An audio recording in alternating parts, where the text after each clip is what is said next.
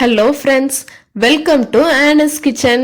இன்னைக்கு நம்ம கிச்சன்ல எல்லாருக்கும் ரொம்ப ரொம்ப பிடிச்ச மட்டன் குழம்பு ரெசிபி தான் பார்க்க போறோம். வாங்க எப்படி செய்யறதுன்னு பார்க்கலாம்.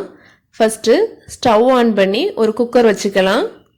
இதுல தேவையான அளவு எண்ணெய் சேர்த்துக்கலாம்.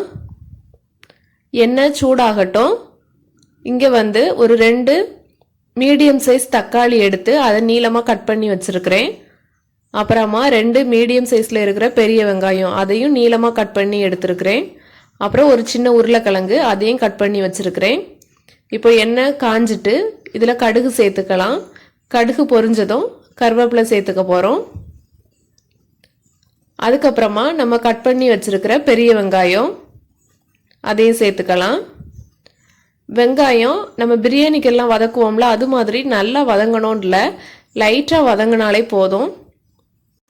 வெங்காயம் வதங்கட்டு அதுக்குள்ளே நம்ம இஞ்சி பூண்டு பேஸ்ட் அரைச்சி ரெடி பண்ணி எடுத்துகிட்டு வந்துடலாம். இப்போது ஒரு மிக்சி ஜாரில் கொஞ்சமாக கருவேப்பிலை, அதுக்கப்புறமா கொஞ்சமாக இஞ்சி, எல்லாமே தொலியெல்லாம் எடுத்து நல்லா கட் பண்ணி வச்சுருக்கிறேன். அப்புறமா கொஞ்சமாக பூண்டு, இது எல்லாத்தையும் சேர்த்து நல்லா அரைச்சி எடுத்துகிட்டு வந்துடலாம். பாருங்கள், வெங்காயம் இந்த அளவுக்கு வதங்கினா போதும். இதில் நம்ம கட் பண்ணி வச்சுருக்கிற தக்காளியும் சேர்த்துக்கலாம். தக்காளியும் நல்லா குலைவாக வேக வேண்டாம், லைட்டாக வதங்கினா போதும். இப்போ நம்ம இஞ்சி பூண்டு பேஸ்ட் அரைச்சி எடுத்துகிட்டு வந்தாச்சு. இப்போ தக்காளி இந்த அளவுக்கு லைட்டாக வதங்கியிருக்கு. இந்த அளவுக்கு வதங்கினாலே போதும். அடுத்தால நம்ம இஞ்சி பூண்டு பேஸ்ட் அரைச்சி வச்சுருக்கோம்ல, கருவேப்பிலை எல்லாம் சேர்த்து அதையும் இதில் சேர்த்து நல்லா வதக்கிக்கலாம். இஞ்சி பூண்டு பேஸ்ட் கொஞ்சம் பச்சை வாசனை போகிற வரைக்கும் நல்லா எண்ணெயில் வதக்கி எடுத்துக்கணும். இது வதங்கிட்டு இருக்கட்டு அடுத்து நமக்கு தேங்காய் அரைச்சி எடுத்துகிட்டு வந்துடலாம். எந்த அளவுக்கு நமக்கு குழம்பு வேணுமோ அதுக்கு தேவையான அளவு தேங்காய் எடுத்துக்கோங்க. தேங்காவை மிக்சி ஜாரில் சேர்த்தாச்சு.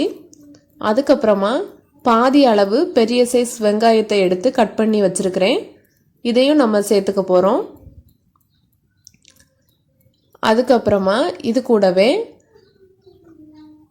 மசாலா பொருள் என்ன சேர்க்க போகிறோன்னா, பட்டை, ஒரு சின்ன துண்டு பட்டை, அப்புறமா பாதி அளவு ஜாதி பத்திரி, ஒரு நட்சத்திர சோம்பு,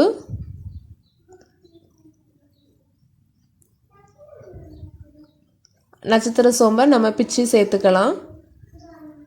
அப்புறமா 3 கிராம்பு, இதை இந்த தேங்காய் கூடவே சேர்த்து நல்லா அரைச்சி எடுத்துக்க போகிறோம்.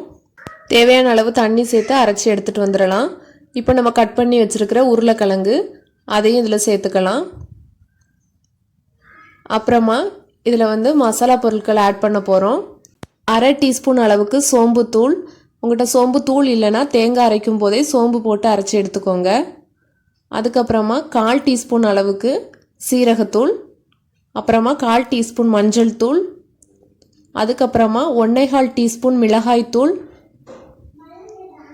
அப்புறமா 2 டீஸ்பூன் மல்லித்தூள். இது எல்லாத்தையும் சேர்த்தாச்சு. இந்த மசாலாவையும் எண்ணெயிலே நம்ம வதக்கணும். இது கூடவே நம்ம கழுவி வச்சுருக்கிற ஆட்டு இறைச்சி இதில் சேர்த்துடலாம்.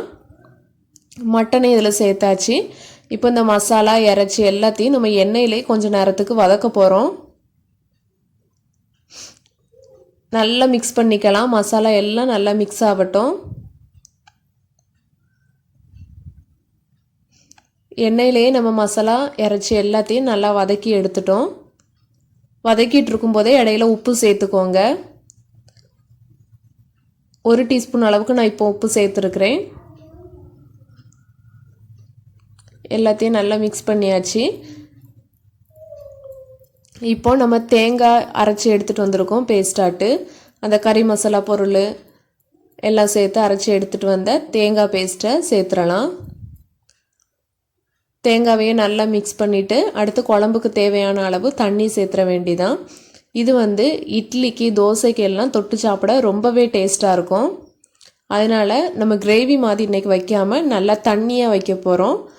சாதத்துக்குமே நல்லா தண்ணியாக இருக்கும், நல்லா ஊற்றி சாப்பிடலாம். ரசமோ எதுவோ தேவையில்லை, ரொம்ப நல்லாயிருக்கும் டேஸ்ட்டு.